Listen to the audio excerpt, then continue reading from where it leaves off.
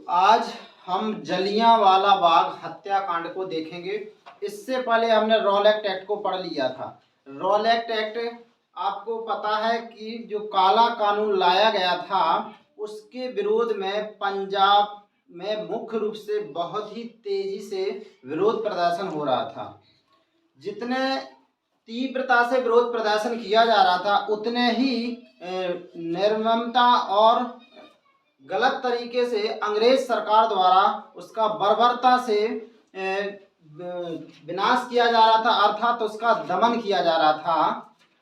तो इस तरह से एक घटना घट जाती है 10 अप्रैल 1919 को पंजाब में। वहाँ पर एक भीड़ के ऊपर पुलिस के द्वारा गोलियां चला दी जाती हैं। वो भीड़ बहुत, उस भीड़ में काफ़ी 4-5 अंग्रेज अधिकारियों की मृत्यु भी हो जाती है और बहुत सारे भारतीय क्रांतिकारियों की मृत्यु हो जाती है। इस तरह से भारतीय क्रांतिकारियों में एक उग्र भावना पैदा हो जाती है और लोग बैंकों पर और सरकारी कार्यालयों पर, रेल की पटरियों, इनको उखाड़ने लगते हैं। तो इस सभी स्थिति को नियंत्रित करने के लिए एक सैनिक अधिकारी, उस समय उसके हाथों में जो कमान होती है उसका नाम होता है जनरल डायर। वो पूरे स्थिति को नियंत्रित करने के लिए वहां पर सैनिक कानून अर्थात मार्शल लॉ लागू कर देता है।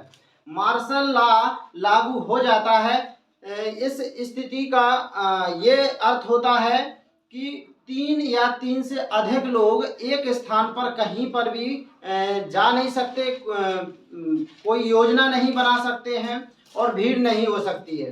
तो इस तरह से उस समय जब ये लागू हो जाता तो सड़कें पूरी शून्य हो जाती, मतलब कोई बाहर नहीं निकलता है, कोई भी व्यक्ति बाहर नहीं निकलता है। लेकिन अगले ही दिन 2-3 दिन बाद, जस्ट 3 दिन बाद, 10 अप्रैल के बाद जस्ट 3 दिन बाद 13 अप्रैल 1919 को उस दिन बैसाखी होता है। बैसाखी का बहुत ही बड़ा महत्व होता है। अमृतसर में वहाँ पर एक बहुत पैमाने में, बड़े पैमाने पर मेला लगता है।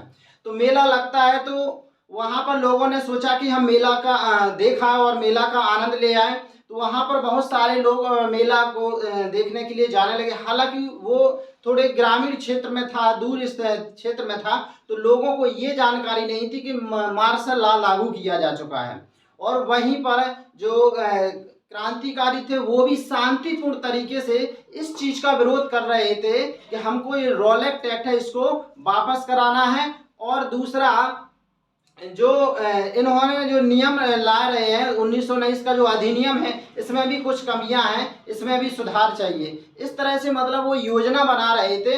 वहीं पास में ही लोग मेला के लिए भी जुड़ते जा रहे थे। तो इस तरह से वहाँ पर काफ़ी भीड़ इकट्ठा हो गई और वहाँ से जब ये खबर जनरल डायर को लगती है, कारण क्या होता है कि वहाँ पर कुछ पुलिस अधिकारी होते हैं, वो जनरल डायर को से संपर्क करते हैं और बोलते हैं कि यहाँ पर भारतीय लोग आपकी आज्ञा का अवज्ञा कर रहे हैं। और वहाँ से जनरल डायर अपने सैनिकों के साथ आता है और जो उस स्थान, जो उसका नाम है जलियांवाला बाग, उसको चारों ओर से घेर लेते हैं वो, और अपने सैनिकों को तब तक गोली चलाने का आदेश देते हैं जब तक कि उनकी गोलियां खत्म ना हो जाए। इस तरह से जो भारतीय लोग जो मेले को देखने के लिए कुछ आए थे, जो शांतिपूर्ण तरीके से प्रदर्शन अपना योजना बना रहे थे, इस तरह से जिसमें सभी महिलाएं, बूढ़े, बच्चे, सभी निर्दोष लोग थे वहां पर, और इनने अपनी निर्ममता और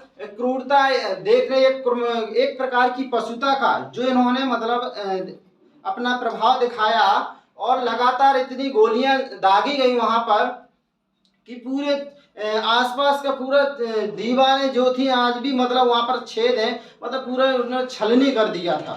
इस तरह से सरकारी रिपोर्ट में ये माना जाता कि 1000 लोगों के ऊपर मृत्यु हुई थी, लेकिन ये मतलब आंकड़े बहुत ही मतलब कम बताते हैं। वास्तविक स्थिति कुछ और थी, मृत्यु बहुत बड़े पैमाने पर हुई थी।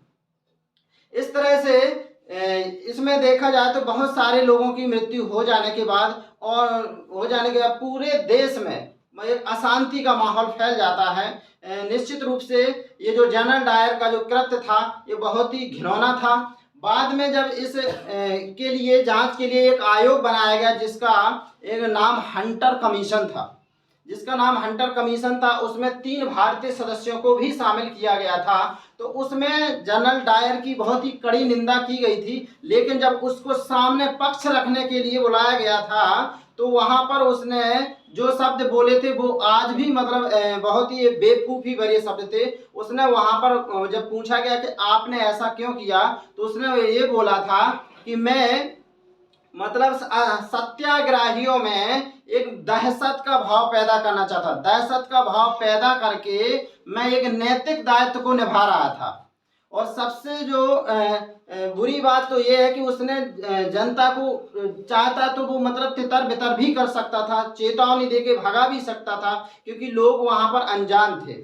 लेकिन उसने ऐसा नहीं किया। जब उससे पूछा गया तो उसने कहा ये मेरा काम नहीं था।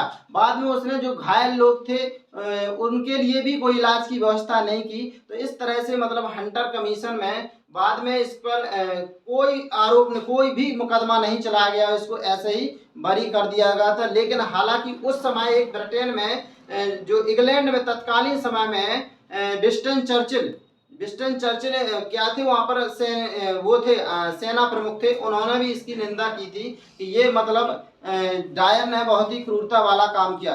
ये सब चीज मतलब बहुत ही वो होती है। एक व्यक्ति होता है भारतीय जिसका नाम होता है ऊधम सिंह, उसके दिमाग में ये चीज बहुत ज्यादा चल रही होती है कि इसने मतलब इतने लोगों का मतलब वो किया हुआ है। तो वो मतलब उसने उसके दिमाग में एक ही चीज थी, उसको मारना ही है।